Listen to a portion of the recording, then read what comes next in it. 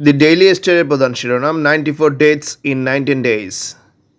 হামের উপসর্গ নিয়ে 19 দিনে 94 জনের মৃত্যুর কথা বলা হয়েছে এই খবরে। স্বাস্থ্য অধিদপ্তরে বলছে, গত 15ই মার্চ থেকে গতকাল শুক্রবার সকাল 8টা পর্যন্ত হামের উপসর্গ নিয়ে দেশে 94 জনের মৃত্যু হয়েছে, যাদের অধিকাংশই শিশু।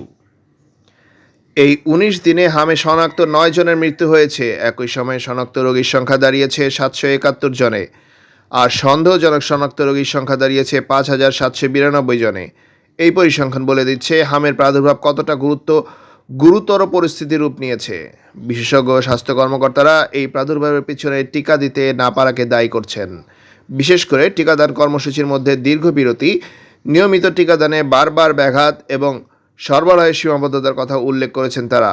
এই অবস্থায় আগামীকাল রোববার থেকে হাম সংক্রমণের উচ্চ ঝুঁকিপূর্ণ এলাকাগুলোকে জরুরি টিকাদান কর্মসূচি শুরু হচ্ছে। এদিকে গত 28শে মার্চ পর্যন্ত দেশের 56 জেলায় হামের রোগী শনাক্ত হওয়ার কথা জানায় বিশ্ব স্বাস্থ্য সংস্থা, যে ব্যাপক সংক্রমণের ইঙ্গিত দেয়। এর মধ্যে বাকি 8 জেলায় হামের রোগী শনাক্ত হয়ে থাকতে পারে বলে আশঙ্কা করা হচ্ছে।